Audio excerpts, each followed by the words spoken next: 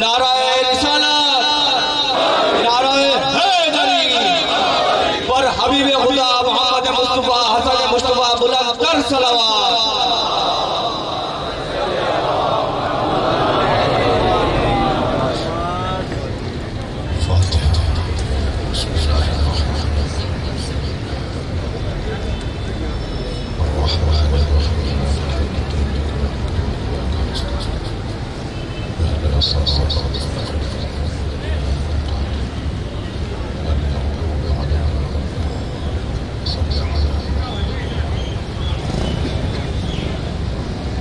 أعوذ بالله من الشيطان الرجيم بسم الله الرحمن الرحيم الحمد لله الذي لا يبلغ خطأ القائلون ولا يحصي نعماءه العدون ولا يعدي حقه المجتهدون الذي ليس لصفه حد محدود ولا نعت موجود ولا وقت معدود ولا أجل ممدود فطر الخلائق بقدرته ونشر الرياح برحمته الصلاة والسلام على الرسول المسدد المصطفى الأمجد المحمود الأحمد سيدنا ومولانا ومولى الكونين جد الحسن والحسين وعلي والقاسم محمد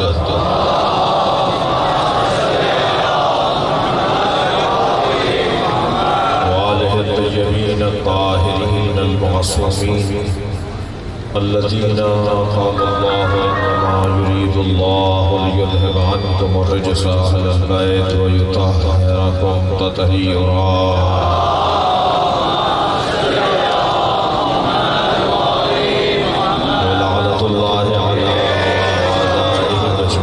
من يوم عذابتهم إلى قيام يوم الدين أما بعد قال الحكيم في قرآن الكريم بسم الله الرحمن الرحيم لقد جاءكم رسول من أنفسكم عزيز عليه ما عنتم حريص عليكم بالمؤمنين رؤوف رحيم صلوات الله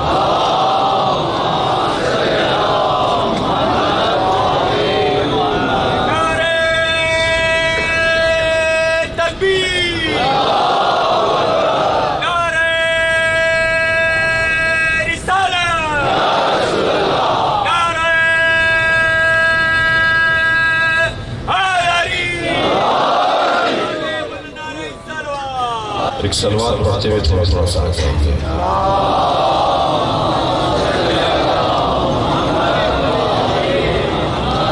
تشریف لائیے تھوڑا سا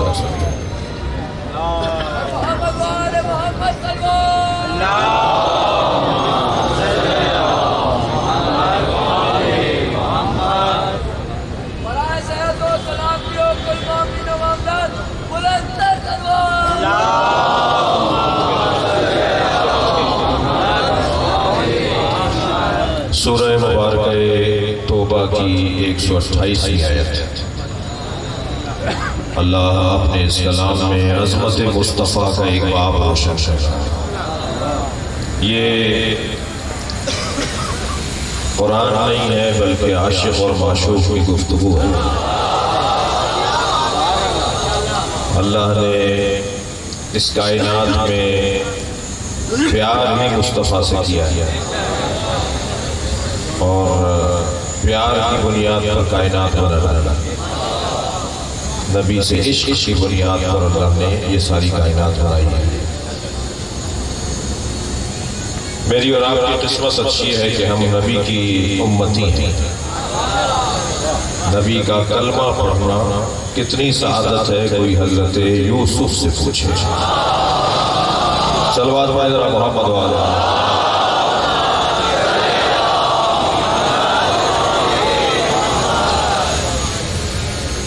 توجہ کر لیا۔ انبیاء کرام آرزو کرتے رہے، انبیاء کرام خواہش کرتے رہے کہ کاش ہم امت مصطفیٰ میں ہوتے، ہم بھی نبی کے امتی ہوتے اور یہ بھی طے ہے کہ خالقیت الہیہ کا ایک جلوہ ہی ہے کہ اللہ نے جب چاہا انبیاء کو خلق کرنا تو نبی مکرم کی ہی برکت سے خلق ہوئے. ایک توفیق ہوئی تھی ایک مصرے پر کلام کہنے کی، تو اس میں نعت کے دو مصرے یہ ہوئے تھے کہ اے جبینے دو شعر سنا دیتا ہوں. اے جبینے مصطفیٰ اتنا بتا، ملی ہے فاطمہ کیوں کر خدا سے. ایک صلوات پڑھے ذرا محمد.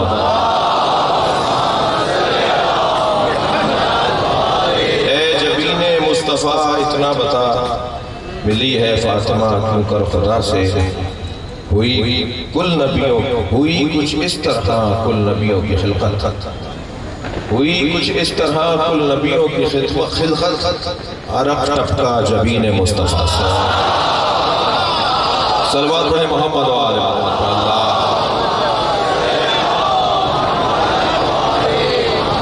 اللہ نے اس پوری کائنات میں جس کے نام عظمت قرار دی ہے وہ سرکار کی ذات ہے، اور سرکار دو جہاں کی شان میں قرآن مجید میں سینکڑوں آیات ہیں، اور نبی تو اپنی شان میں اپنے زبان مبارک سے یوں نہیں فرمائیں گے جو علی نے نبی کے لیے کہا ہے، اور آپ کے فضائل اور مناقب جو مولا علی نے بیان کی ہیں کوئی اور بیان کرے تو وہ بیان نہیں ہو پائے گا جو علی کرے.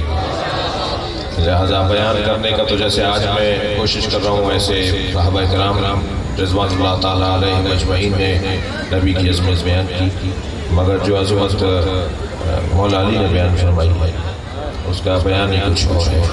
آواز آتی ہے صف لنا نبینا یا امیر المومنین، مولا بتائیے ہمارے نبی کیسے ایسے. صحابہ کرام بیٹھے ہوئے ہیں اور تابعین بیٹھے ہوئے ہیں کہ مولا علی سے نبی کے فضائل سننا چاہتے ہیں، اور بولنے والے نے کہا کہ اور ایسے بیان فرمائے کہ کأننا نرا، ایسے بیان فرمائے کہ گویا ہم نبی کو اپنی آنکھوں سے دیکھ رہے ہیں. تو میرے مولا علی علیہ السلام نے سرکار کے فضائل پڑھے، اور ان فضائل کا خلاصہ ایک جملے میں یوں بیان فرمایا کہ لِكُلِّ عُضْوٍ مُعْجِزَةٍ، نبی کے ہر عضو کے لیے اللہ نے ایک معجزہ قرار دیا. نبی کے بالوں کا معجزہ، نبی کے پھموں کا معجزہ، سرکار کی پلکوں کا معجزہ، سرکار کی آنکھوں کا معجزہ، سرکار کے ناک بینی مبارک کا معجزہ، لبہائے مبارک کا معجزہ، سرکار کے دندان مبارک کا معجزہ، سرکار کے لعاب دہن کا معجزہ، سرکار کے بدن مبارک کا معجزہ، سرکار کے قد مبارک کا معجزہ، سرکار کی سواریوں کا معجزہ. تھکے بیٹھے نہیں ہیں تو جملہ کہو. سرکار کی سواریوں کا معجزہ، سرکار کے سواروں کا معجزہ. صلوات پڑھے محمد و آل محمد.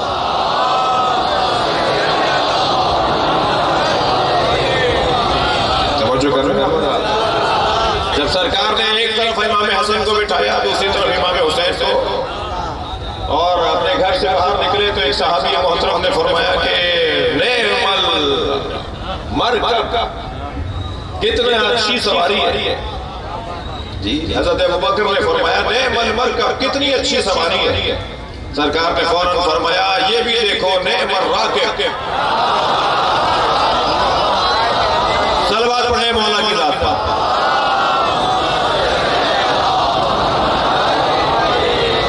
تھک تو نہیں رہے میری بات. عزیزان گرامی، اہم بیان ہے جو اللہ کرے میں اس کو بیان کر پاؤں. سرکار دو جہاں یوں تو پنجتن نبی کا عکس، مگر امام حسن مجتبیٰ سب سے زیادہ مشابہ تھے سرکار، شبیہ مصطفیٰ. لہذا کتب سیاہ ستہ کے اندر روایت کہ ایک دن 4 یا 6 سال کا سن ہے امام حسن کا، مسجد سے باہر نکل رہے ہیں، تمام صحابہ کرام بھی باہر نکل رہے ہیں، سرکار کی رحلت ہو چکی ہے. امام حسن مجتبیٰ بھی تشریف فرما ہو رہے ہیں کہ عقب میں آنے والے لوگوں میں حضرت ابوبکر بھی ہیں. تو حضرت نے دونوں شانے پکڑ کر حضرت امام حسن کو اپنے شانے پر بٹھا دیا، اپنے کاندھے پر بٹھا دیا اور لے کے چلے. تو امام حسن نے دیکھا کہ مجھے اٹھایا ہوا ہے حضرت ابوبکر نے. مولا علی نے یہ منظر دیکھ کر مسکرانا شروع کیا. ایک صحابی نے آواز دے کر کہا یا ابوبکر، حسن کو آپ نے کاندھوں پر اٹھایا ہوا ہے. کہنا دیکھ نہیں رہے شبیہ مصطفیٰ ہے.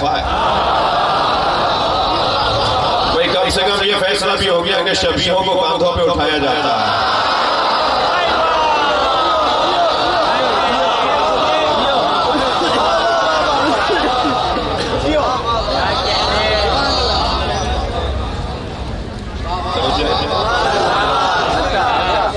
سرکار کی عظمت کے باب میں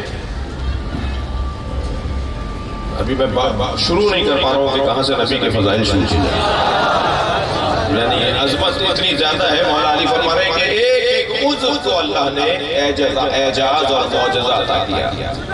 حضرت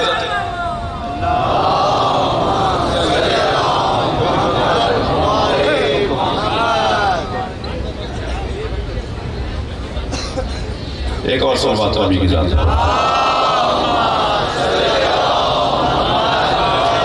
اس سے بہتر سوال ممکن ہے تو دیا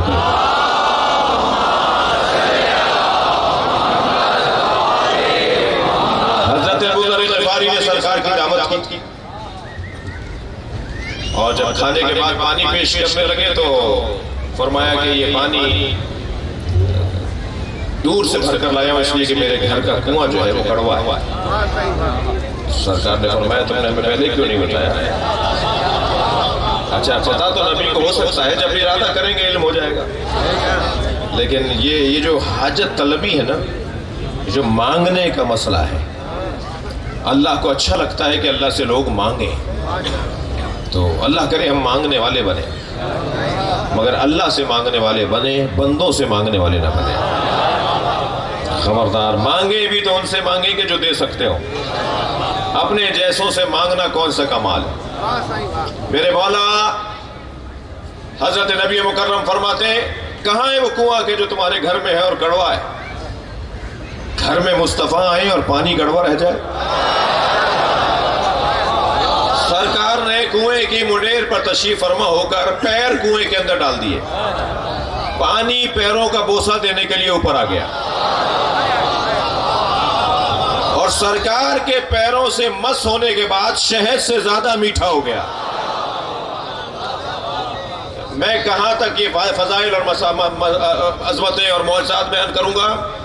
ایک جملہ کہہ کے آگے بڑھوں کہ نبی کے 1000 معجزے لکھے ہیں روایات نے، تاریخ نے، سیرت نے، علم حدیث نے، علم کلام نے نبی کے 1000 معجزوں کا ذکر کیا ہے۔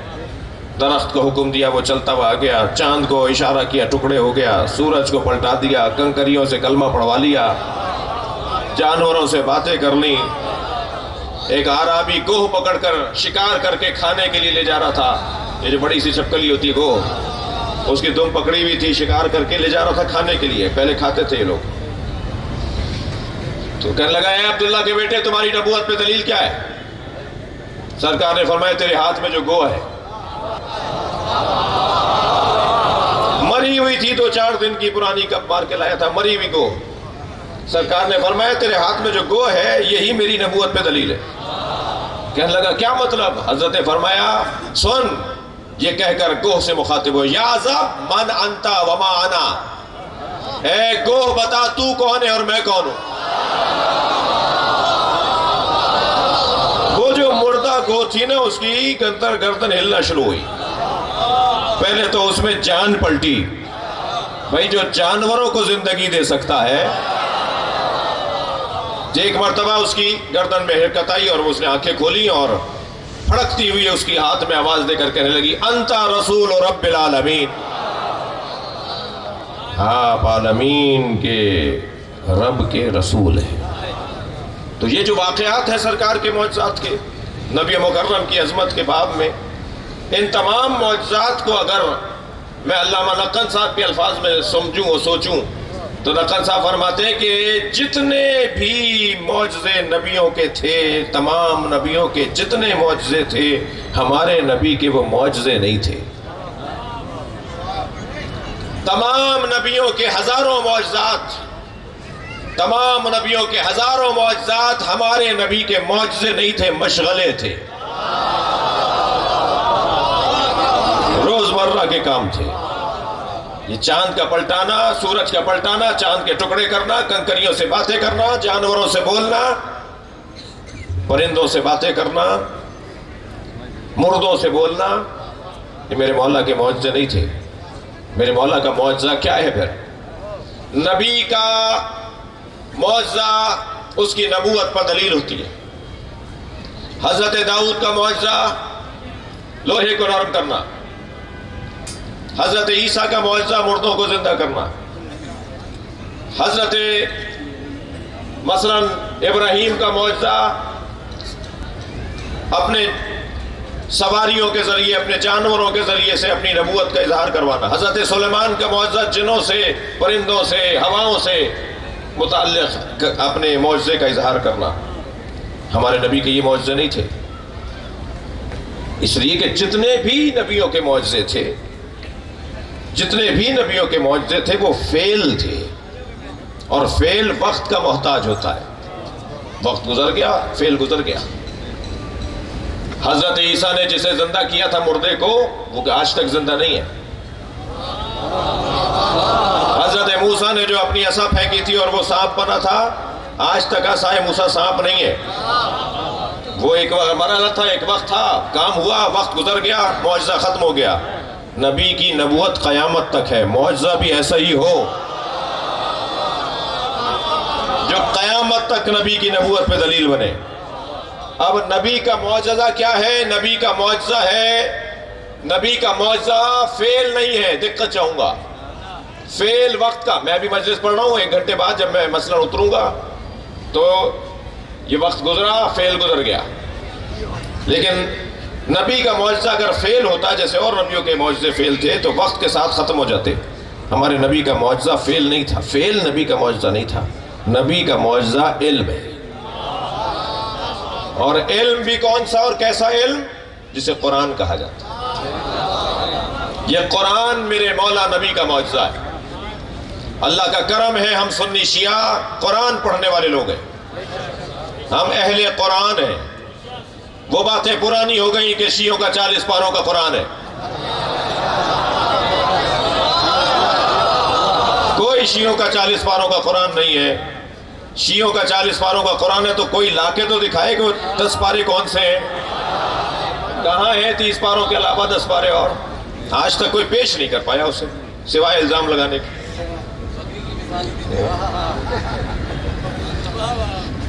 کوئی 40 پاروں کا قرآن نہیں ہے. وہی قرآن ہے. کسی بھی شیعہ کا دروازہ بجائیے اور اس سے جا کر کہیے کہ اپنے گھر میں رکھا ہوا قرآن لا کے دکھا دو. وہی قرآن لائے گا جو آپ کے گھر میں رکھا ہوا ہے.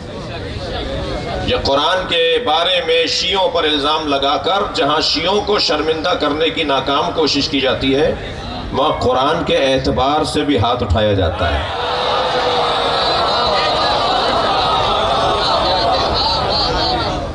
یہودی ہنستا ہے اس کے اوپر، عیسائی خوش ہوتا ہے اس کے اوپر، صہیونی تالی پیٹتا ہے اس کے اوپر کہ دیکھو مسلمان اسی میں لڑ رہے ہیں کہ 30 پاروں کا یا 40 پاروں کا. کوئی 30 پاروں کا، کوئی 40 پاروں کا، سب کا وہی 30 پاروں کا قرآن. وہی ایک ہی قرآن. آیات میں بھی کوئی فرق نہیں، زیر زبر میں کوئی فرق نہیں. قرآن کی حقانیت خود قرآن ہے. خبردار قرآن کے بارے میں منفی سوچ. اور یہ بھی جاہلانہ باتیں ختم ہونی چاہیے کہ شیعہ ولد ضالین پڑھتے ہیں اور سنی ولد ضالین پڑھتے ہیں. یہ بھی جاہلانہ باتیں، غیر علمی باتیں. نہیں، کوئی ولد ضالین وہ نہیں پڑھتے، کوئی ولد ضالین ہم نہیں پڑھتے. مخرج کا مسئلہ ہے. زبان اگر ضاد کا تلفظ زبان جہاں دانتوں پہ جا کے لگے گی اور زور لگے گا تو جو آواز نکلے گی وہ لگے گا جیسے دال پڑھ رہے ہو، لگے گا جیسے ضاد پڑھ رہے ہو. حتیٰ پڑھنے میں بھی شیعہ سنی میں کوئی فرق نہیں ہے. میں شیعہ برادری سے کہوں گا، اور اس مجلس میں آدھی برادری، کم سے کم آدھا مجمع میرا شیعہ برادری کا ہے، شیعہ ہے، ان سے گزارش کروں گا کہ اپنی کچھ کمزوریاں دور کرو. سنیوں کی کمزوریاں میں نہیں بتاؤں گا. سنیوں کی کمزوری سنی علماء بتائیں گے، ورنہ غلط فہمی ہو جائے گی. میں شیعوں کی کمزوری بتاؤں گا. شیعوں کی ایک بڑی کمزوری قرآن سے دوری ہے. عزیزان گرامی، ایک علاقے میں ایک مولانا 1000 گھروں میں کیسے پہنچیں گے بچوں کو پڑھانے کے لیے؟ 1000 گھروں میں 10 مولانا حضرات کیسے پہنچیں گے؟ یہ سوچ کر کے شیعہ ہی قاری چاہیے، شیعہ ہی حافظ چاہیے، شیعہ ہی قرآن کا معلم چاہیے. آپ اپنے آپ کو، میں اپنے بچوں کو قرآن سے دور کر رہا ہوں. جب قرآن ہی دو نہیں ہے تو سنی قاری سے پڑھ لو. صلوات پڑھیں ذرا محمد و آل محمد.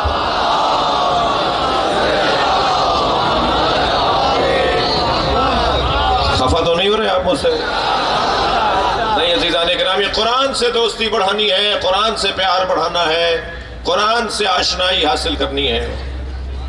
نبی کا معجزہ قرآن، سرکار کا معجزہ قرآن. سرکار کی نبوت آج ہے یا نہیں؟ ہم محمد الرسول اللہ پڑھتے ہیں یا نہیں پڑھتے ہیں؟ تو آپ کا معجزہ کیا ہے؟ قرآن. جب تک سرکار کی نبوت ہے سرکار کا معجزہ قرآن باقی رہے گا. قرآن پر کوئی ایک آنچ نہیں لا سکتا، اللہ اس کا محافظ ہے. ایک اس کا زیر کم نہیں کر سکتا، ایک اس کا واو بڑھا نہیں سکتا، اس لیے کہ اللہ نے کہا ہے کہ ہم نے اسے نازل کیا ہے اور ہم ہی اس کے محافظ ہیں. قرآن، قرآن مجید نبی کے معجزات میں سے ایک معجزہ. ایک ایک آیت سرکار دو جہاں کے اوپر نازل ہونے والی ہمارے لیے رہنما. کچھ آیات ایسی ہیں جن آیات کو اپنے گھروں میں فریم کروا کے لگوانے کی ضرورت ہے. یا ایھا الذین آمنوا علیکم انفسکم، اے صاحبان ایمان تمہیں تم پر واجب کیا گیا ہے. میں اپنے اوپر غور کروں بس، دوسرے کے لیے مجھے تحقیق کا حکم نہیں دیا. اللہ نے مجھے کوئی کوتوال نہیں بنایا، کوئی نیب کا سربراہ نہیں بنایا اپنی مخلوق کے اوپر. اس کے پاس پیسہ اتنا کیوں آ رہا ہے، اس کی گاڑی کیوں اتنی اچھی ہو گئی، اس نے گھر کیسے بنا لیا، یہ کہاں سے پیسہ آ رہا ہے. نہیں، تم اپنے اوپر غور کرو تمہارے پاس کہاں سے آ رہا ہے. تم اپنے غور کو غور کرو کہ تمہارا پیسہ حلال ہے یا حرام ہے. عزیزان گرامی، نبی کا معجزہ قرآن. وہ جو قرآن سرکار معجزہ دے کر گئے ہیں، نبی کے زمانے میں نبی کے بغیر سمجھ میں نہیں آ سکتا. جی، نبی ہی سمجھائیں گے کہ قرآن کو کیسے پڑھنا ہے. حتی پڑھنا بھی نبی کے بغیر ہم نہیں سمجھ سکتے، پڑھ بھی نہیں سکتے. هو الذی بعث فیکم رسولا من انفسکم، وہ اللہ جس نے تم میں سے ہی ایک رسول بھیجا ہے.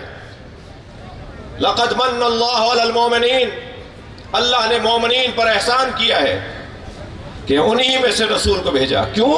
یتلو علیہم آیاتہ ویزکیہم ویعلمہم الکتاب والحکمہ. 4 کام دے کر ہم نے نبی کو بھیجا ہے. تعلیم تلاوت قرآن، تعلیم حکمت. تلاوت قرآن، ہر عربی جاننے والا قرآن پڑھ سکتا تھا، یہ نبی پڑھ کر بتائیں گے. یتلو علیہم آیاتہ، قرآن نبی پڑھ کر بتائیں گے. عربی جاننے والے قرآن پڑھ سکتے تھے، یہ نبی کیوں بتائیں گے؟ سرکار کا اتنا اہم کام یہ ہے کہ نبی قرآن پڑھ کر بتائیں گے. عزیزان گرامی، بحث تو بہت حسین لے آیا ہوں مگر اس میں زیادہ دیر ٹھہرنے کا ارادہ نہیں ہے. الفاظ لہجوں کے پابند ہوتے ہیں، اور جب تک لہجے کے ساتھ لفظ کو اور جملے کو ادا نہ کیا جائے، لفظوں کا اور جملوں کا مفہوم روشن نہیں ہوتا.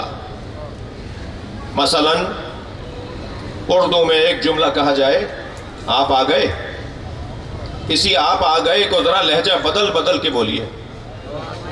جیسے جیسا لہجہ بدلتا جائے گا اس کا مطلب بدلتا جائے گا.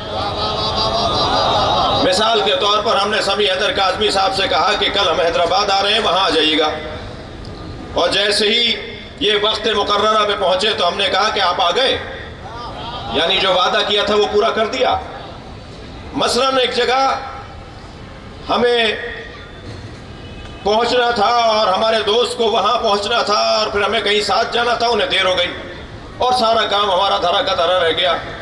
تو جب وہ دیر سے پہنچے، جب ہمارا کام خراب ہو چکا تھا، تو ہم نے کہا آپ آ گئے. اب لفظ وہی ہے مگر لہجہ بدلا ہوا ہے. اچھا، ایک صاحب ایسے بھی ہیں کہ جنہیں پتہ چل جائے کہ فلاں کے گھر دعوت ہے تو یہ ضروری نہیں ہوتا کہ انہیں بھی دعوت دی جائے. دعوت کسی کی بھی ہو، حاضری ان کی ضروری ہوتی ہے. تو دسترخوان لگا ہوا تھا، جیسے ہی انہیں آتے دیکھا تو ہم نے کہا آپ آ گئے. بھائی لہجہ بدل رہا ہے، لفظ وہی ہے. یہ جو اللہ کا کلام قرآن ہے، کوئی بتائے تو صحیح کہ اللہ کا لہجہ کیا ہے؟ اور اللہ کا لہجہ وہی بتائے گا جو اللہ سے پڑھ کر آیا. صلوات پڑھے سرکار کی ذات پر.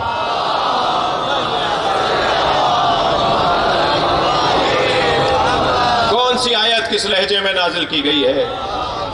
اللہ کا مراد، اللہ کا مطلب یہاں غضب ہے، غیظ ہے، غصہ ہے، کرم ہے، رحم ہے، وہ وہی بتائے گا جو قرآن کے خالق کے لہجے سے آشنا ہو.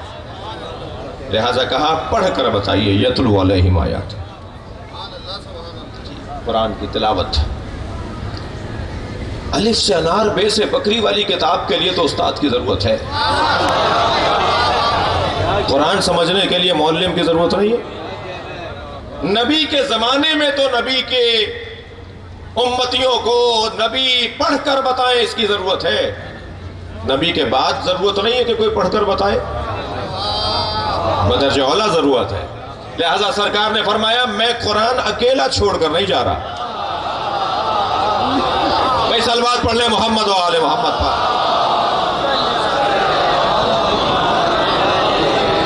میں قرآن کے ساتھ قرآن کا معلم چھوڑ کر جا رہا ہوں. اور قرآن کا معلم کون ہے؟ کبھی تو نام لے دیا، کبھی پورا خاندان بتا دیا. کبھی کہہ دیا علی و مال حق وحق مع علی، کبھی فرما دیا علی و مع القرآن والقرآن و مع علی. سرکار دو جہاں سے پوچھا یا رسول اللہ کی رسی کیا ہے؟ سرکار نے فرمایا علی. علی سے پوچھا یا علی اللہ کی رسی کیا ہے؟ فرمایا قرآن. یہ نبی اور علی کا قول ملائیں گے تو حبل اللہ سمجھ میں آئے گا. قرآن اور علی یہ مل کر اللہ کے معرفت کا اور اللہ کے قرب کا ذریعہ ہے. کبھی تو نام لے دیا کہ علی قرآن کے ساتھ ہے، قرآن علی کے ساتھ ہے.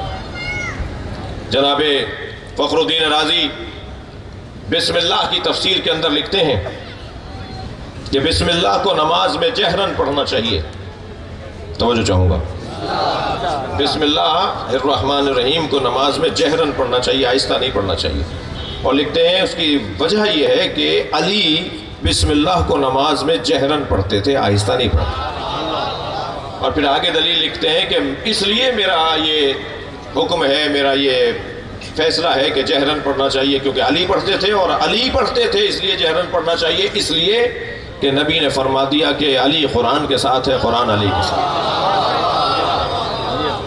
لہذا کبھی کہا کہ علی اور قرآن، اور کبھی کہا انی تارک فیکم الثقلین، میں تمہارے درمیان دو چیزیں چھوڑے جا رہا ہوں، کتاب اللہ و عطرت اہل بیتی. ایک اللہ کی کتاب اور ایک اپنی عطرت اہل بیت. لن یفترقا، یہ دونوں ایک دوسرے سے علیحدہ نہیں ہوں گے. ان تمسکتم بہما لن تضلوا بعدی، اگر تم ان سے متمسک رہے تو ہرگز گمراہ نہیں ہوگے. یہ پیغمبر اکرم نے ہماری ہدایت کے لیے قرآن کے ساتھ ہمیں اہل بیت دیے، عطرت مصطفیٰ، اہل بیت مصطفیٰ. یہ ساتھ ساتھ رہیں گے. دقت چاہوں گا اس جملے پر جو کہنے جا رہا ہوں. اللہ ہے یہ ہمیں نبی نے بتایا ہے. قل هو اللہ احد، تم کہہ دو وہ اللہ احد ہے. اللہ تو سب مانتے تھے، احد اللہ نبی نے بتایا. اللہ تو کوئی نہیں ملے گا آپ کو. یہ جو اللہ نہیں مانتے نا وہ بھی اللہ مانتے ہیں. جو کہتے ہیں نا کوئی بنانے والا نہیں ہے، وہ بھی ایک مادے کو، ایک ایٹم کو مانتے ہیں. کسی آغاز کو، کسی مبدا کو ضرور مانتے ہیں، کسی شروعات کو ضرور مانتے ہیں. ہاں یہ فرق ہے کہ کوئی بے عقل کو، بے شعور کو آغاز اور ابتدا مانتا ہے. ہم کہتے ہیں خالق عقل ہے جو آغاز ہے. اللہ ہے جس نے آغاز کیا سب کاموں کا. جہاں سے سب کچھ شروع ہوا ہے وہ اللہ کی ذات ہے. اللہ کو تو سب مانتے ہیں، کوئی آپ کو نہیں ملے گا جو اللہ کو نہ مانتا ہو. بس فرق اتنا ہے کہ اپنی پسند کا اللہ، اپنے دماغ کا اللہ، اپنی سوچ کا اللہ. کبھی کسی کو اچھی کرسی پہ دیکھا تو کہا اسی کے آگے جھک جاؤ. کبھی کسی کو پیسے والا دیکھا تو کہا یہی میرا سب کچھ ہے. تو جہاں کمال دیکھا وہاں جھکنا شروع ہو گئے. یہ انسان کا مزاج، یہ انسان کی کمزوری پرانی ہے. یہ کمال پرست ہے. یہ کمال جو ہے، یہ کمالات کی تلاش میں رہتا ہے. ہر صاحب کمال کو اپنے لیے بڑا سمجھتا ہے. جب ہر صاحب کمال کو بڑا سمجھنے کا مزاج تھا تو پروردگار عالم نے سارے کمالات کو پوجنے والوں کو ایک منظر دکھا دیا. جو سورج کو با کمال سمجھ کے اس کی پرستش کرتے تھے، جو چاند کو با کمال سمجھ کے اس کی پرستش کرتے تھے، جو پتھروں کو با کمال سمجھ کے اس کی پرستش، جو جانوروں کو با کمال سمجھ کے اس کی پرستش، جو ستاروں کی پرستش کرتے تھے، اللہ نے مصطفیٰ کے دروازے پر سب کو جھکایا.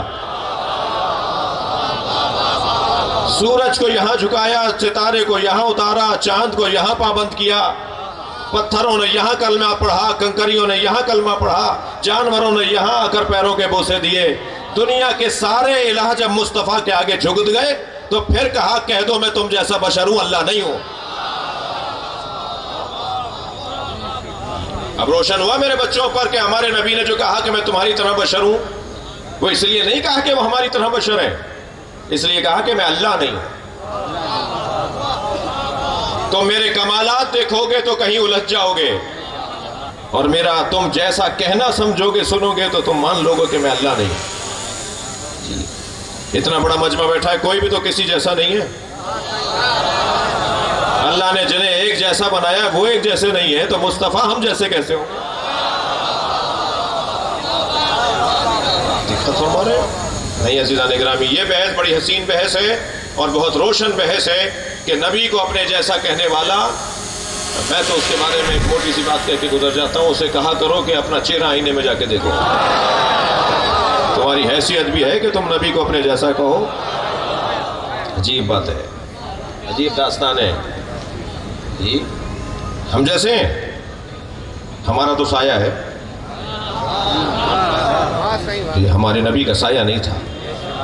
میری انگلی کٹ جائے گی تو خون نکلے گا، لیکن جب امام حسین کو بھوک لگتی تھی اور سیدہ دور ہوتی تھی تو نبی اپنا انگوٹھا مولا حسین کے منہ میں دے دیتے تھے، نبی کے انگوٹھے سے دودھ نکلتا تھا. ہم جیسے ہیں، سرکار کا پسینہ ٹپکے تو نبی بنے. شرم کرو، ہم جیسے ہیں. سرکار کا لعاب اگر علی لے لے تو سلونی کا دعویٰ کریں. نبی ہم جیسے ہیں. نہیں عزیزان گرامی، انتہا درجے کی توہین ہے یہ کہنا کہ نبی ہم جیسے ہیں. اور کچھ اختلاج ذہنی کا شکار لوگ یہ بھی کہہ دیتے ہیں کہ ہم جیسے نہیں ہیں تو پھر ہمارے لیے نمونہ عمل کیوں ہے؟ تو ہم بھی یہی جواب دیتے ہیں کہ جب ہمارے لیے نمونہ عمل ہے تو ہم جیسے کیسے ہیں؟ پھر تم کیوں نہیں ہو نمونہ عمل جب تم جیسے ہیں؟ تو تمہیں کیوں نہیں بڑا بنا دیا گیا جب تم جیسے ہیں؟ تو نہیں عزیزان گرامی، دنیا کے جتنے بھی مکاتب اور جتنے بھی ادیان ہیں، جتنے بھی دھرم ہیں، جتنے دین ہیں، وہ اپنے دین کے پہنچانے والے کو اپنے سے افضل مانتے ہیں. یہ مسلمان کا تھوڑا سا دماغ خراب کیا گیا ہے، تو انشاءاللہ بہتر ہو جائے گا. محمد محمد بلند تر صلوات.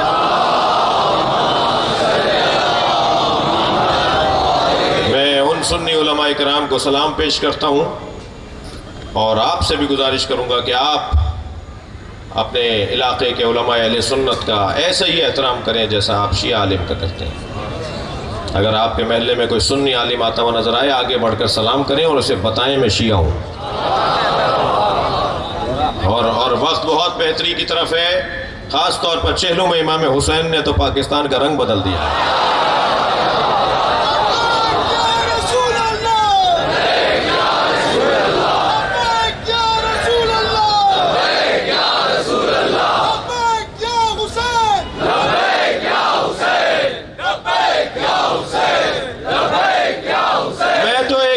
سے ڈھونڈ رہا تھا کہ پاکستان میں یزید کا کوئی چاہنے والا ہے. الحمدللہ چہروں سے نقابیں اتر گئی ہیں.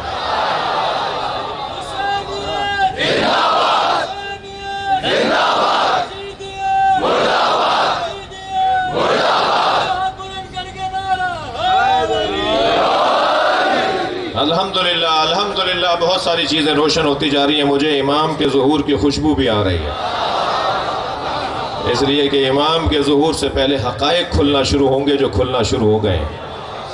میں اپنی قوم کی طرف سے ہر جگہ پورے پاکستان میں اسلام آباد سے لے کر کراچی تک کا اور یہاں تک کا سفر کرتا ہوا گزشتہ 2 مہینوں میں آپ کی خدمت میں حاضر ہوا ہوں. ایک جملہ کہتا ہوا آگے بڑھوں گا. خبردار کوئی چپتا ہوا جملہ، کوئی ناگوار جملہ، کوئی ایسی بات جو تکفیریت کی ہو، جو دل آزاری کی ہو، جو توہین کی ہو، جو اکسانے کی ہو، لڑانے کی ہو، فساد پھیلانے کی ہو، اگر آپ کے کسی میسج کی صورت میں، آپ کے موبائل میں کسی میسج کی صورت میں آئے، کہیں آپ کو آواز آئے، کہیں آپ کو جملہ سننے کو ملے، اس کا جواب ویسے ہی نہ دینا جیسا وہاں سے حملہ ہوا ہے، بلکہ اس کا جواب 3 جملوں میں دے دینا. سب سے پہلا جملہ حسینیت، دوسرا جملہ یزیدیت، تیسرا جملہ پاکستان.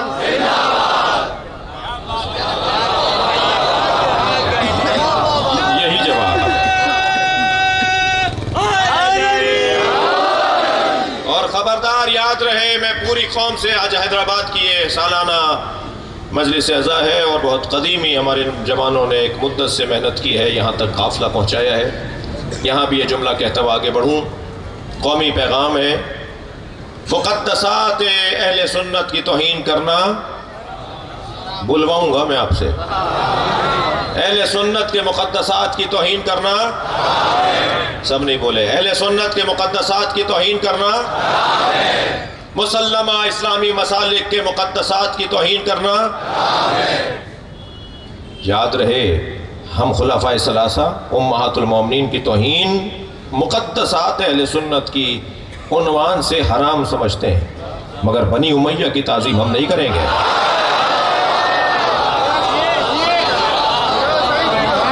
یاد رہے، حضرت عثمان 30 خلیفہ بنی امیہ میں سے ہیں. یہ اس قاعدے میں نہیں آتے، میرے جملے کے قاعدے اس قاعدے میں نہیں آتے. خلفائے ثلاثہ امہات المومنین کی توہین کرنا حرام ہے، مگر بنی امیہ کی تعظیم ہم نہیں کریں گے. کیا کرو گے تم؟ گلا کاٹو گے؟ ہم نے گلے دے دے کر تو شہر بسائے. بھائی، جن شہروں میں قبرستان نہیں ہوتے وہ شہر نہیں ہوتے. شہر ہوتا ہی وہ ہے جہاں قبرستان ہو. صلوات پڑھے محمد و آل محمد پر.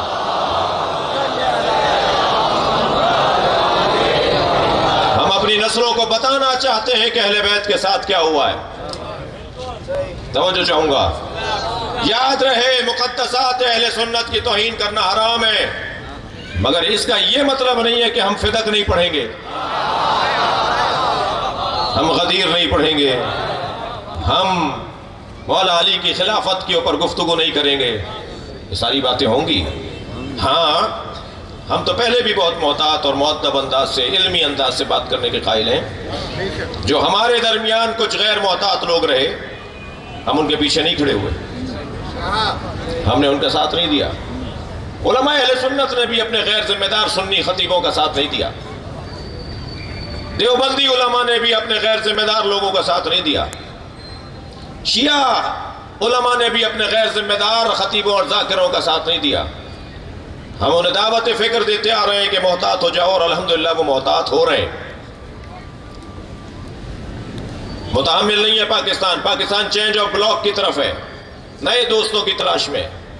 نئے دوست مل چکے ہیں، ان سے دوستیاں بڑھ رہی ہیں. جب نئے دوست ملتے ہیں تو پرانے دوستوں کے دل چھوٹے ہوتے ہیں.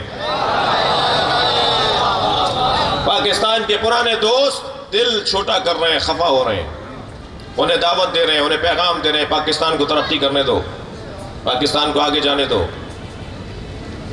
یہ جو ہمارے پاکستان کے اندر، ہمارے ملک کے اندر گزشتہ 1 مہینے کے اندر جو کچھ ہوا، اس کے پیچھے کیا سازش تھی؟ پر وقت علماء اہل سنت، ریاست پاکستان نے، حکومت پاکستان نے اور علماء اہل سنت اور اہل تشیع نے پر وقت مسئلہ سمجھ کر مسئلے کو حل کیا. مسئلہ کیا تھا؟ ایک جملے میں کہہ دوں. یاد رہے، پاکستان کا سنی اور شیعہ اسرائیل کو تسلیم نہیں کرے گا. لبیک یا حسین،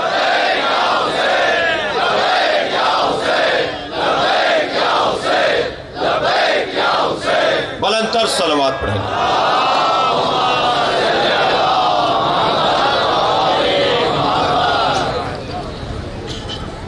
نبی مکرم کی عظمت کا باب اپنے بعد قرآن کے ساتھ اہل بیت کو چھوڑ کر گئے. اور جب اہل بیت کا تعارف کروایا میدان مباہلہ میں تو امام حسن کو انگلی پکڑائی اور امام حسین کو گود میں لیا اور نبی کے پیچھے سیدہ زہرا اور سیدہ کے پیچھے مولا علی پنجتن کی انجمن. اور یہ قافلہ ایسا چلا کہ آج تک چل رہا ہے. یہ قافلہ آج بھی جاری ہے. عزیزان گرامی، ان ہستیوں میں یوں تو ہر ایک ہستی پر گفتگو کرنے کے لیے وقت مستقل درکار ہے، مگر میرے سر پر جو دو عظیم نام لکھے ہوئے ہیں ان میں ایک نام سرکار کا اور دوسرا نام سرکار کے بڑے بیٹے کا، سبط اکبر مصطفیٰ، نبی کا بڑا بیٹا. مولا علی اپنے سینے پہ ہاتھ رکھ کے فخر کے ساتھ فرماتے ہیں وَسِبْطَ أَحْمَدٍ وَلَدَايَ مِنْهَا فَمَنْ مِنْكُمْ سَحْمٌ كَسَحْمِهِ. میں نبی کے دو بیٹوں کا باپ ہوں. نبی مکرم کے بڑے بیٹے کو امام حسن کہا جاتا ہے. اور اس بڑے بیٹے کی عظمت، اس بڑے بیٹے کی فضیلت، 3 سال کا سن ہے، نبی کی آغوش میں بیٹھے ہیں کہ ایک شخص نے آ کر کہا کہ اے عبداللہ کے بیٹے تمہاری نبوت پہ دلیل کیا ہے؟ سرکار نے فرمایا میرا حسن. توجہ تھوڑا سا. میرا بیٹا حسن. کہا یہ بچہ کیا بات کرے گا؟ یہ امام حسن گود میں. نبی مکرم فرما رہے میری نبوت پہ دلیل میرا بچہ حسن ہے. کہنے لگا یہ بچہ کیا بات کرے گا؟ تو فوراً میرے مولا حسن گویا ہوئے سل فقیہن ولا صبیہ. تو ایک فقیہ سے بات کر رہا ہے، بچے سے نہیں بول رہا.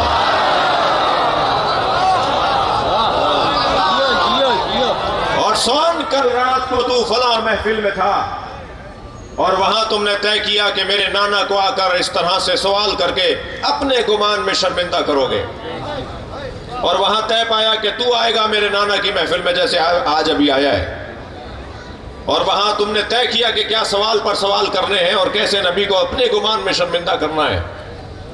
تم رستے میں چلے تو فلاں مقام پر تم رکے اور وہاں تمہیں 2 لوگ ملے جن میں سے ایک نے تمہیں ٹوکا، سمجھایا کہ یہ کام نہ کرو ذلیل ہو جاؤ گے، مگر تم نے اس کی بات کو نہیں مانا. میرے مولا حسن بتاتے جا رہے تھے، اس کی پیشانی سے پسینہ ٹپکتا جا رہا تھا. اور ایک مرتبہ امام حسن نے آواز دے کر کہا کہ پوچھ مجھ سے جو پوچھنا ہے، تو قیامت تک بھی پوچھتا رہا تو میں تجھے جواب دیتا رہوں گا. پھر اس کے بعد میرے مولا حسن کا جملہ سنے. مولا فرماتے ہیں اللہ اکبر، مجھ سے پوچھ لے اس لیے کہ اندی بحر علم، میرے پاس علم کا سمندر ہے. لا تقسمہ الدوالی، اور سمندروں کو ڈولوں سے خالی نہیں کیا جاتا. صلوات پڑھیں گے مولا کی ذات پر.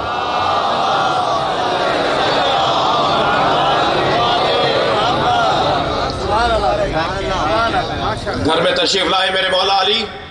جناب زہرا نے فرمایا یا علی، آج میرے باپ نے خطبہ دیا. دوسری دفعہ ایسا ہی مرحلہ، تیسری دفعہ ایسی بات ہوئی. مولا علی نے پوچھا کہ یہ سارا خطبہ آپ کو کس نے بتایا؟ فرمایا میرے بیٹے حسن نے بتایا. تو پیشانی کا بوسہ دے کے کہا کہ ہمارا بچہ حسن لوح محفوظ کی تلاوت کرتا ہے. اللہ اکبر. عزیزان گرامی، یہ بات بھی یہی روشن ہو جائے کہ یہ تقسیم کہ امام حسن کے مزاج میں صلح اور امام حسین کے مزاج میں جنگ تھی، یہ معرفت سے خالی بات.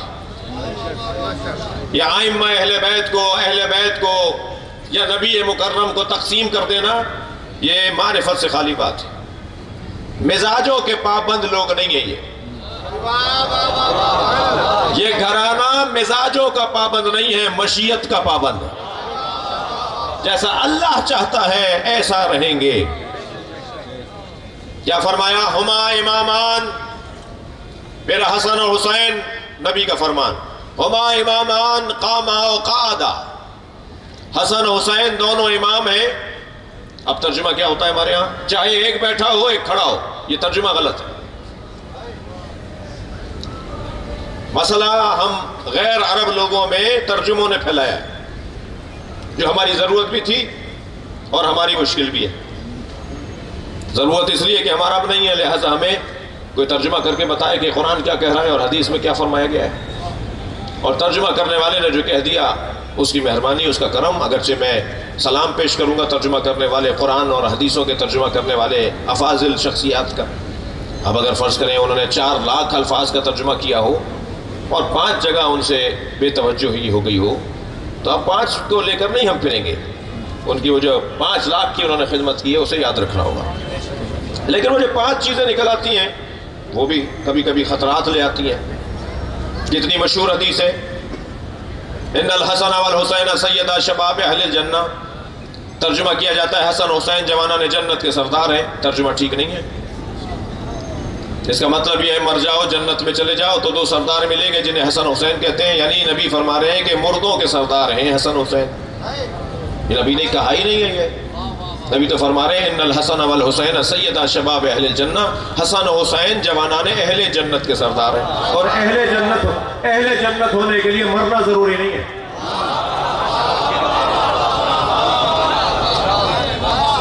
اہل جنت ہونے کے لیے مرنا ضروری نہیں ہے. اسی دنیا میں اہل جنت ہو جاؤ، حسنین تمہارے سردار ہیں. جنت کے مالک، جنت کے اہل بن جاؤ، حسنین تمہارے سردار ہیں. یہ جو حدیث ہے سرکار کی، ہما امامان قاما و قادا، حسن حسین میرے دونوں امام ہیں. ترجمہ ایک بیٹھا ہو، ایک کھڑا ہو، ایک صلح کر لے، ایک جنگ کرے. ترجمہ ٹھیک نہیں ہے. اس لیے کہ حدیث میں قاما تثنیہ کا صیغہ ہے، قعدہ تثنیہ کا صیغہ ہے. ترجمہ کیا جائے گا دونوں امام ہیں، چاہے دونوں کھڑے ہوں یا دونوں بیٹھے ہوں. جی یہ ذمہ دار، دونوں کھڑے ہوئے دونوں بیٹھے، یعنی دونوں نے جہاد بھی کیا، دونوں نے صلح بھی کی، دونوں نے صلح بھی فرمائی، دونوں نے جہاد بھی کیا. یہ کیا مطلب ہوا کہ جیو علی کی طرح مرو حسین کی طرح؟ جیو بھی علی کی طرح، مرو بھی علی کی طرح. یہ نعروں کو ہم نے حدیثوں کا درجہ دے دیا ہے. یہ نعرے ہیں جیو علی کی طرح اور دنیا سے جاؤ تو حسین کی طرح جاؤ. یہ نعرے تو ہوں گے مگر حدیث نہیں ہے. کل یوم عاشورہ کل ارض کربلا، یہ نعرہ ہے، حدیث نہیں ہے. کل یوم عاشورہ اتنا ہلکا کر دیا، ہر مظلوم کو حسین کے ساتھ ملا دیا. جی ہر دن عاشور کا دن ہو جائے گا. پھر ہر دن عاشور کا دن ہو گیا تو پھر عاشور کا دن کیوں ہے؟ ہر زمین کربلا ہے، تو جب ہر زمین کربلا ہے تو پھر کربلا کیوں ہے؟ یہ نعرہ ہے، حدیث نہیں ہے. ایسے ہی یہ تقسیم کرنا کہ امام حسن کے مزاج میں صلح تھی اور امام حسین کے مزاج میں جنگ تھی، یہ غلط بات ہے. تشریح کروں گا، جواب دوں گا اپنی بات کو اور روشن کروں گا اپنے بچوں پہ. امام حسن مجتبیٰ نے جو صلح فرمائی، یاد رہے بیعت نہیں تھی، صلح تھی. بہت ہی واضح طور پہ بتانا چاہ رہا ہوں، بیعت نہیں تھی، صلح تھی.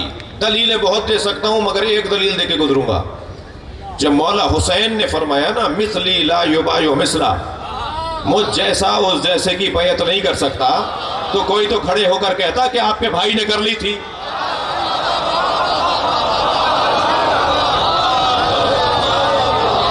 میرے مولا حسن نے صلوات پڑھے محمد و آل محمد.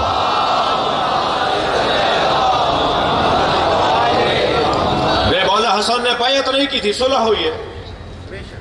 اور صلح بھی کیا ہوئی ہے ذرا سن لیجئے علامہ اقبال کے زبان میں. علامہ اقبال کیا فرماتے ہیں؟ فرماتے ہیں ہاں یکے شبستان حرم، وہ ایک زہرا کا لال جو حرم الہی کی شمع ہے، جس کی وجہ سے کعبہ کھلا ہوا ہے، جس کی وجہ سے طواف ہو رہا ہے، جس کی وجہ سے خانہ کعبہ میں رونق ہے. جی ہاں یکے شبستان حرم، حافظ جمیعت خیر الامم، جس نے نبی کی امت کو مرنے سے بچایا. یہ 2 مصرے سننے کے بعد ذرا 2 مصرے اور سنیے جو اسی سے تسلسل میں ہے. علامہ اقبال کہتے ہیں تانشینت آتش پیکاروں کی، کسی طرح جنگ کی آگ ٹھنڈی پڑ جائے بس، پشت پازت برسرے بھی. قتل کر رہے ہو میری تقریر کو.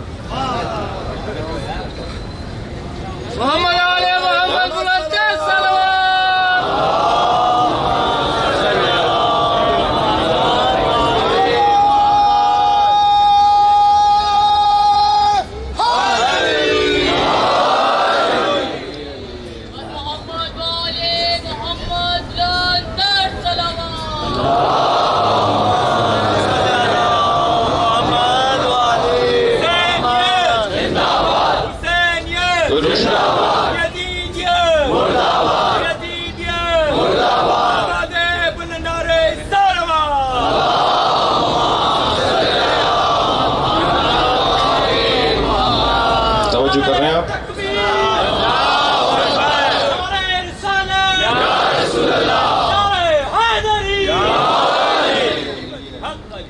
محمد وآل محمد بلند تر صلوات.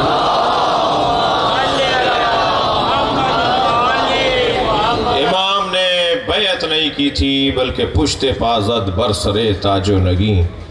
امام حسن نے تاج و تخت کو لات ماری تھی، چھوڑ دیا. جی مزاج کا مسئلہ نہیں ہے، مشیت کا مسئلہ ہے. امام حسن کی صلح کے بعد 10 سال تک امام حسین نے صلح کی، اپنے بھائی کی صلح پر قائم رہے. جو یہ کہتے ہیں نا کہ ان کے مزاج میں یہ اور ان کے مزاج میں یہ، انہیں کہہ رہا ہوں 10 سال تک اپنے بھائی کی تحریر پر باقی رہے. آخری شق کے ٹوٹنے کا انتظار تھا. آخری شق یہ تھی کہ اگر تمہاری رحلت ہو جائے تو حکومت میرے حوالے ہوگی، اور اگر میری رحلت ہو جائے تو میرے بھائی حسین کے حوالے ہوگی. یہ آخری شق تھی جس کے ٹوٹنے کا انتظار تھا. اور جیسے ہی فیصلہ ہوا کہ اب حاکم ہے مسلمانوں کا حاکم یزید ہے، یہ آخری شق ٹوٹ گئی تھی. 10 سال تک امام حسین نے صلح کی اور پھر میدان میں آئے. پھر بھی جنگ کرنے نہیں آئے. جنگ کرنے کوئی بچوں کو لے کر نہیں آتا. مزاج میں جنگ نہیں تھی، پابند مشیت ہے. عزیزان گرامی، امام حسن کی سیرت کے حسین پہلو ہیں.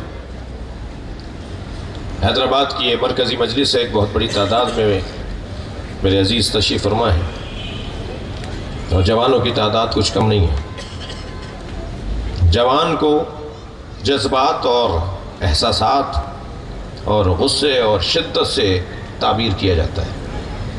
جوان جو جلدی جوانی دکھائے، جوان جو دیوانی دکھائے نہیں. عزیزان گرامی، فرش عزائے حسین پہ بیٹھنے والا جوان دیوانہ نہیں ہوتا، بامعرفت ہوتا ہے. اس کے احساسات اور اس کے جذبات اپنے مولا کے حکم کے پابند ہوتے ہیں. آستینیں لوٹ لینا شجاعت اور بہادری نہیں ہے، ذمہ داریوں کی ادائیگی شجاعت اور بہادری ہے. اور یہ پیغام امام حسن مجتبیٰ کی زندگی کا بڑا حسین اور روشن پیغام ہے کہ اپنے فرائض کو سمجھو اور پھر ان کی ادائیگی میں اپنی توانائیوں کو استعمال کرو. میرے مولا نبی فرماتے ہیں ان کانا حلمن شخصا لکانا حسنا. اگر حلم اور بردباری کوئی شکل، کوئی صورت، کوئی ہیکل تبدیل کر کے آ جائے تو اسے حسن کہا جاتا ہے. امام حسن کی زندگی کا حسین پہلو بردباری ہے، تحمل مزاجی ہے، حلم ہے، صبر ہے، برداشت ہے.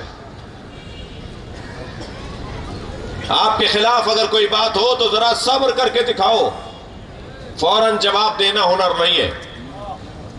اللہ سے مدد لینا اور اچھے جملے کا اللہ سے القاء کا امید رکھنا. یا اللہ کوئی ایسی بات بتا دے، کوئی ایسا ذہن میں خیال ڈال دے جو میں اپنے اس مخالف کو جواب دوں. آپ یقین جانیے گا کہ صبر کے بعد جو لطف اور ذائقہ ہے انسان کو اپنی روح کے اندر آتا ہے وہ کسی اور چیز سے نہیں آتا. معصوم فرماتے ہیں، مولا حسن فرماتے ہیں ان لم تکن حلیما فتحلم. اگر حلیم اور بردبار نہیں ہو تو پھر حلم اور بردباری کا مظاہرہ کر کے دکھاؤ. جی لفظ ریاکاری تو یہاں اچھا نہیں لگے گا، لیکن سمجھنے کے لیے کہہ رہا ہوں کہ دکھاوا کر کے دکھاؤ. دکھاوا کرو، بردباری کا، تحمل مزاجی کا دکھاوا کرو. کسی نے کوئی بات کہہ دی، دکھاؤ کہ تم غصہ نہیں کرتے، تم برداشت کرتے ہو، تمہارے مزاج میں ٹھہراؤ ہے، تمہاری طبیعت میں اطمینان ہے. وہ گالی دے رہا ہے، وہ بدتمیزی کر رہا ہے، امام حسن کے چاہنے والوں سنی شیعوں سے مخاطب ہو. وہ بے ادبی کر رہا ہے، وہ بدتمیزی کر رہا ہے. امام حسن فرماتے ہیں ذرا مظاہرہ کر کے تو دکھاؤ کہ تم برداشت بھی رکھتے ہو. شام سے آیا مسافر دیکھتا ہے امام حسن اپنے چاہنے والوں کے ساتھ مدینے میں گزر کر رہے ہیں، ایک گلی سے گزر رہے ہیں. دور سے دیکھ کر کہنے لگا اتنا احترام یہ کس کا ہو رہا ہے؟ کون ہے جو ان کے درمیان چل رہا ہے؟ کیا یہ حسن مجتبیٰ ہے؟ تو وہیں سے آواز دی مولا علی کو، لعن کی، اس نے گالی دی مولا کو، سب کیا مولا علی پر. اور پھر جناب زہرا کی توہین کی، پھر امام حسن کی توہین اور امام حسین کا نام لے کر توہین کی. امام حسن کا رخ کسی اور طرف تھا، حضرت نے یہ آوازیں سن کے اس کی طرف دیکھا، چاہنے والے غصہ کر رہے تھے تو امام نے فرمایا خاموش ہو جاؤ، اور اس کے قریب بڑھنے لگے۔ کچھ فاصلے پر جا کر امام نے 2 باتیں کی، بڑا پیغام ہے میرے لیے اور آپ کے لیے۔ پہلی بات تو امام نے یہ فرمائی کہ تم مسافر ہو، تھکے ہوئے ہو، سفر سے آئے ہو، اور ہم اس شہر کے رہنے والے ہیں، ہم تمہارے لیے قیام و طعام کا انتظام کرنا جانتے ہیں، اور جب تم قیام و طعام سے فارغ ہو لو تو پھر ہم سے بات کرنا، اور اگر یہی تمہارا خیال پھر بھی رہے تو اگر تم سچے ہو تو اللہ ہمیں معاف کرے، اور اگر تم سچے نہیں ہو تو اللہ تمہیں معاف کرے۔ عزیزان گرامی، آج بہت آسان ہو گیا ہے، یہاں سے ایک میسج آیا فوراً ان سے برداشت نہیں ہوا، انہوں نے ایک اور میسج ڈال دیا،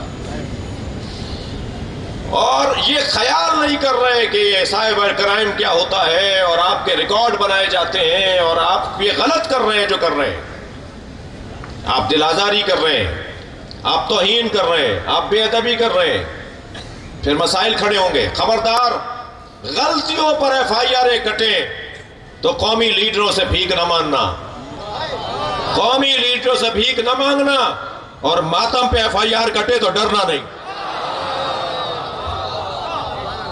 ہمارا حق ہے، ہم اس ملک کے اندر اپنی عبادت کو انجام دینا چاہتے ہیں۔ میں گزارش کروں گا، یہ جو چہلم کی مناسبت سے مشیوں پر FIR ہوئی ہیں، ان کے حوالے سے ایک پالیسی آپ کو بیان کر کے جا رہا ہوں۔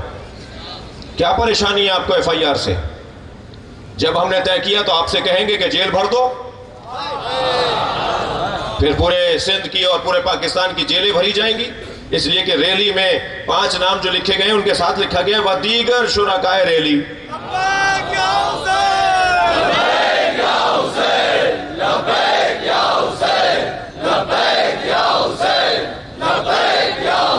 بلند تر صلوات پڑھیں گے۔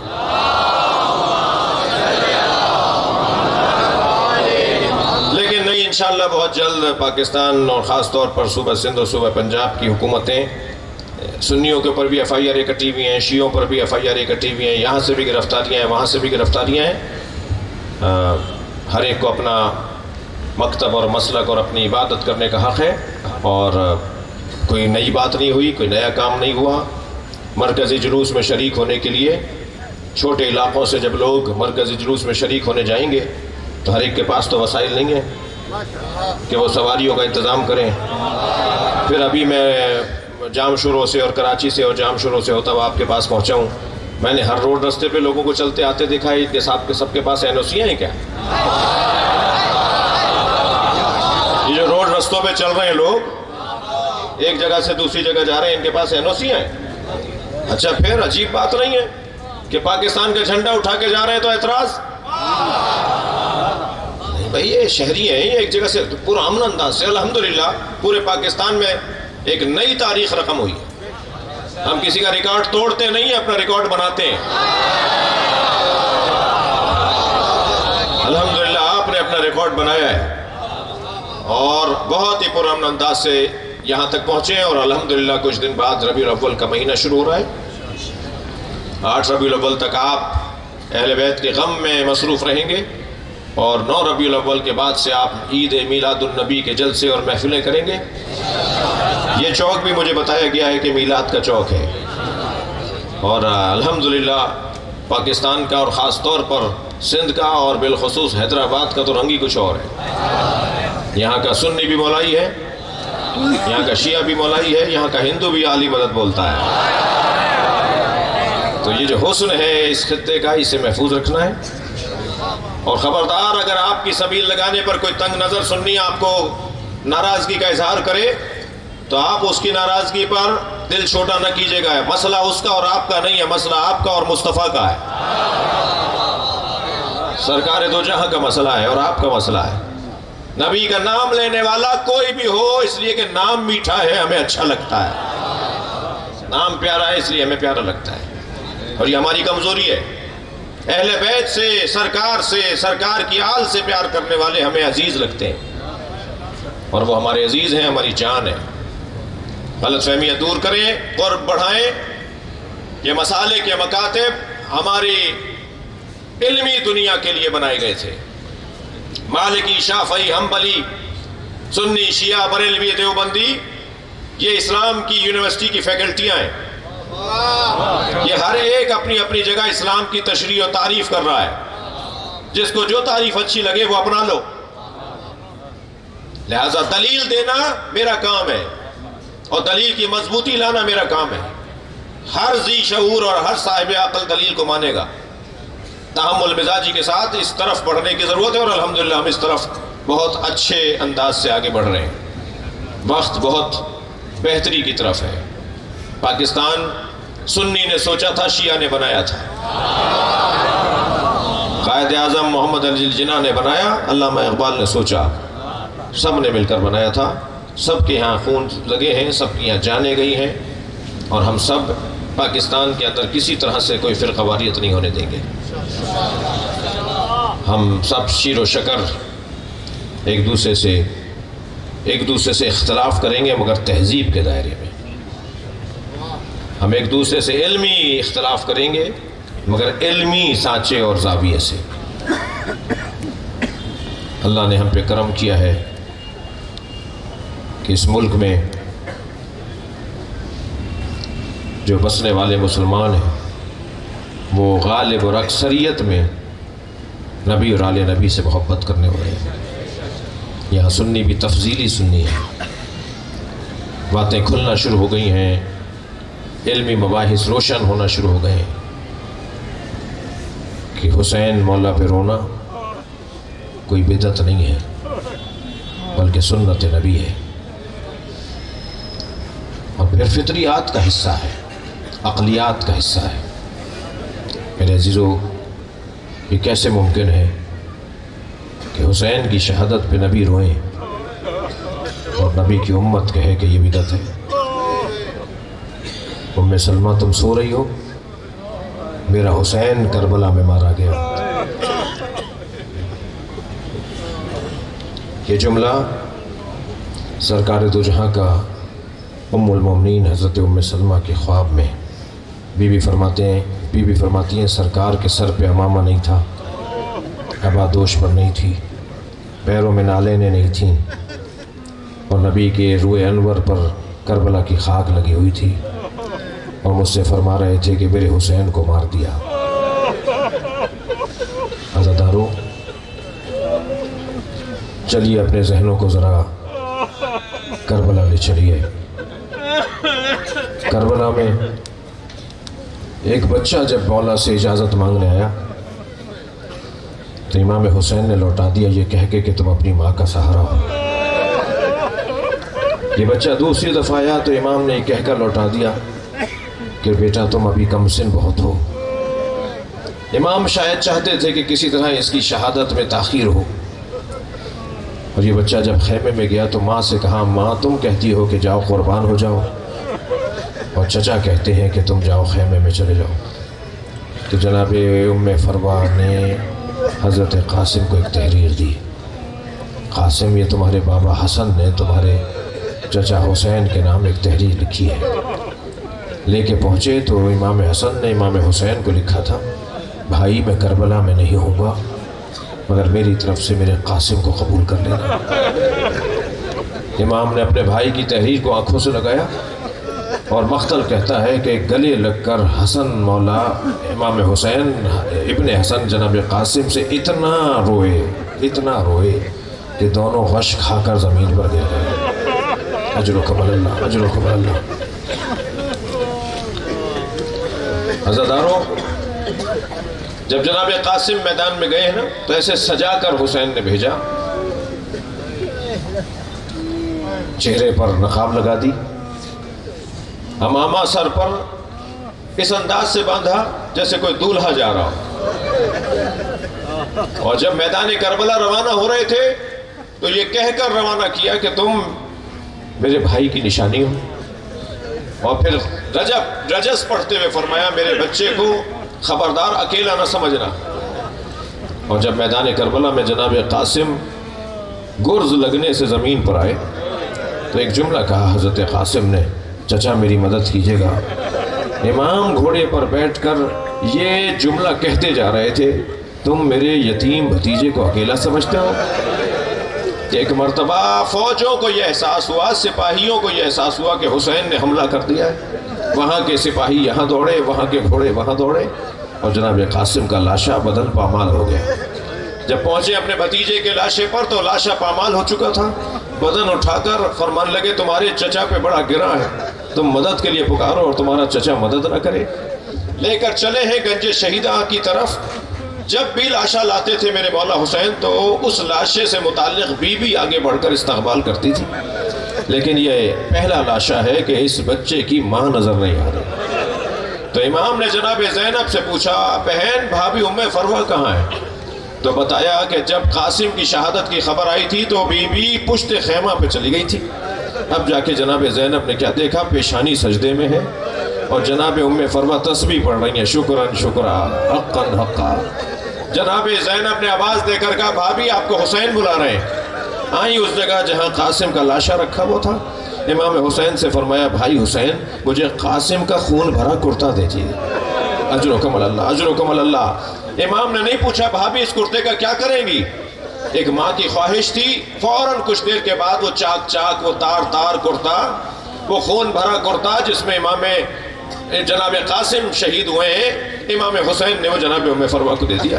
بی بی نے اسے سنبھالا، گٹھری میں لے جا کے رکھ دیا۔ خیمے لٹے، قافلہ کوفہ گیا، شام میں اسیر رہا۔ اسیری سے رہائی کے موقع پہ تبرکات واپس آئے۔